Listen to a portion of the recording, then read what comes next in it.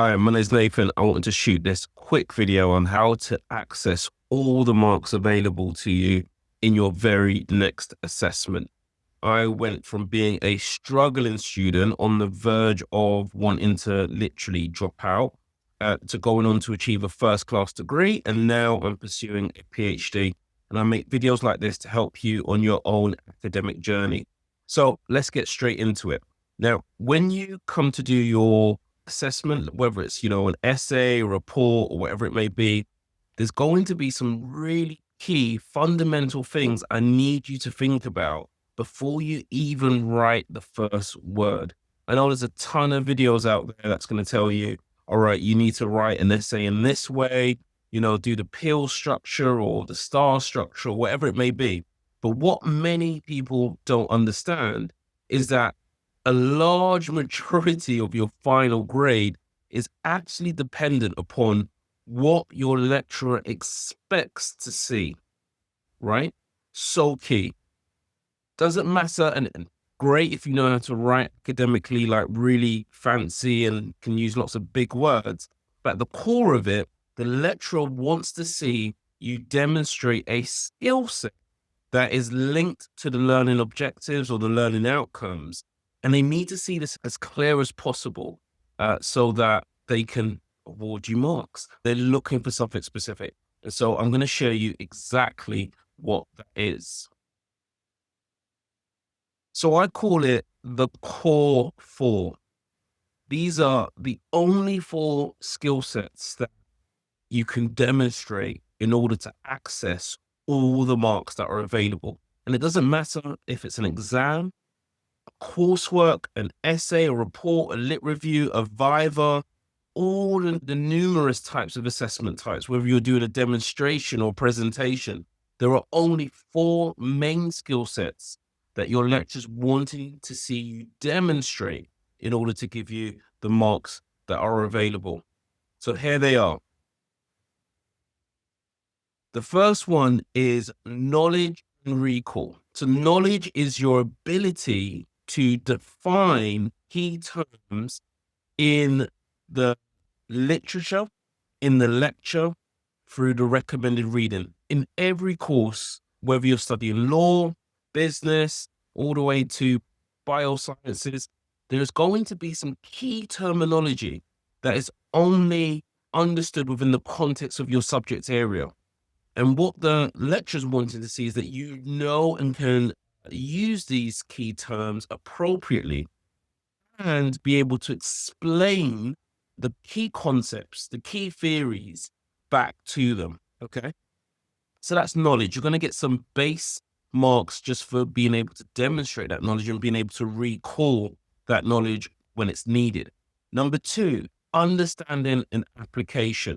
So yes, we know the stuff, but actually the next level is then, do we really understand it? Did we just remember it for the exam?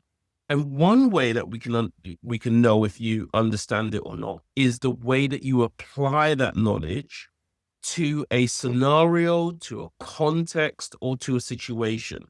Okay. So your application of that knowledge will then demonstrate the level or the extent to which you understand it, right?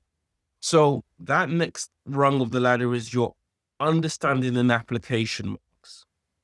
Then we go on to the third level. Now, this is where we get to the higher levels, analysis and synthesis. So analysis is then saying, all right, if we've got this concept, if we've got this topic, if we've got this theory, or if you're a law student, case, right? Can you break down this knowledge base and be able to describe what are the constituent parts or what are the individual parts that make this concept work, right? So analysis is very much about pulling apart a concept, a theory, topic. And synthesis is very much about pulling together different viewpoints, different ideas, different evidence bases, could be different research, in order to address the question set before you. Now, that could be a challenge, it could be a problem area, it could be something that needs to be solved, it could be how something should be applied or thought of in the real world. But analysis is your ability to say, what makes this work, right? Or not work in the real world, in when applying it in a situational context. Synthesis then is about bringing together, you might have one core theory, but what are other theories and other research that's been done? How does that all support this core theory topic in terms of how it can be used as a knowledge base in our world, right? And I want to go into a lot of this in further detail, but I'm just giving you the overview.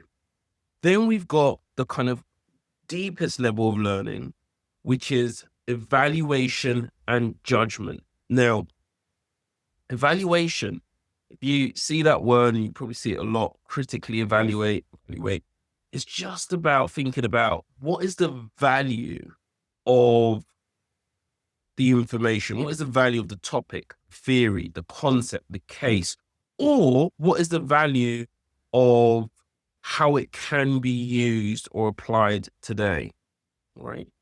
Another way to think about that is how can we measure the effectiveness of the knowledge that we're learning? How can we measure it? And so, again, your lecturer wants to see that you have skills in evaluation. You know how to value something. How do you know if something's important or not? How do you know if something's effective or not? And so that will be the realm where you've got to demonstrate your evaluative skill sets, that you know how to measure something, or at least to look at a topic, a concept, a theory, and be able to show, well, how successful has this been in meeting what it's supposed to address? Then we go over to judgment. Now, judgment is probably the tippy top of the mountain, right? Because at the end of your degree, ultimately, your lecturer wants to be able to see that you can make your own judgments as to how someone should then go forward with this knowledge. And that might be in the form of recommendations. It might be in the form of advisory. It could be in the form of what do you do in a scenario in the workplace? And, if we think medical field, it goes into prescribing, diagnosis, but judgment is the fundamental skill set that we want to be able to demonstrate. What should be done as a result of our knowledge processes? And, we've got some knowledge, we've understood it, we've applied it, we've analyzed it and synthesized it, evaluated it. As a result, this is what should be done. Now, when I was struggling, the big thing that I was doing was that I was only looking at 50% of this kind of equation, right? I was only thinking about the knowledge piece and how much knowledge I could write down or convey in an assessment. But you have to remember that you can only access marks based on the knowledge you've gained and the skills that you've demonstrated. And so the other 50% of your mark will all be around how you can successfully demonstrate the skill set. So if we think about these skill sets, to have knowledge, we need to demonstrate that skill set of being able to recall it and convey it, communicate it, right? Understanding, we know if someone understands something based on how they apply it, right? If they apply it in the right context, if they've considered the correct things. So we've got to think about your considerations when we're thinking about demonstrating your understanding. Analysis and synthesis then shows that's really going to come out in your evidence base, your research that you do, and if it's credible research. And we'll be talking a bit more about that as we go through. And then lastly, evaluation and judgment. This is probably one of the hardest because when we get to like the higher levels, there is no real rule book. It becomes what can be defended, what can be justified as the most appropriate way forward. And yes, in some instances, there is only one answer, but more and more so, there is a need not only to know the answer, but to justify or to be able to explain why that answer is the most credible. So these are the four things I want you to think about. What you can do is go straight to your marking criteria, your module guides, your handbooks, your program handbooks, and you literally will see the marking criteria, the kind of eliciting of these skill sets. So in your first year, majority of your marks given actually weighted towards knowledge, understanding, and application, right? Now, these are just guide marks, but you can have a look. If you're in your first year, go and have a look at your own marking criteria. But you should see majority of the marking is given for your ability to demonstrate your knowledge and understanding skills. Because first year, that's what's expected, that you've got the foundations and the fundamentals in place, right? You're given, I guess, less marks for the analysis, the synthesis, the evaluation, and judgment as you go through your first year. But this is the challenge, right? So for you who are in first year, might have heard from a second year or final year, enjoy your time now because it's going to get much harder as you progress. Well, this is what they mean. When we get to second year and final year, this almost flips on its head. And what we start to see is that there is much less emphasis placed on your ability to demonstrate your knowledge and understanding skills. Again, this would be expected from the levels that you was doing earlier, right? When we get to final year, there's much more greater emphasis on your analysis and synthesis, evaluation, and recommendation skill sets. And so what that means is, if I was to give you a question, right, and regardless of the question, you took it in your first year and you got it absolutely correct, like you did amazing in it. Majority of those marks, let's say 70%, would have come from your knowledge and understanding. So let's say you get, I don't know, let's say 75%. That majority would have come from knowledge and understanding. If I gave you that exact same question in final year, you'd only get 30% best if you just demonstrated your knowledge and understanding of the same topic, which equates to a fail. So what you would have got a first in, you'd get a fail in because of the skill sets you're demonstrating, right? Not solely because of the topic itself. And that's the key. So what we can see here is then the majority of the grade weighting then is centered around evaluation and judgment skills, analysis and synthesis skills being demonstrated. So one way to be able to have your bases covered so that you can demonstrate all these skill sets when it comes time to assessment, doesn't matter what assessment you have, but you feel confident going into your assessment, is to answer what I call critical questions to have answered by every lecture. So thinking about each of these skill sets, there are critical questions that I would say that you should be able to answer at the end of every lecture. 1, knowledge and recall. What are the main concepts, topics, theories, or cases that were taught today? What is the research or evidence base supporting these? What key terms were used in the lecture? Please explain these terms simply in your own words.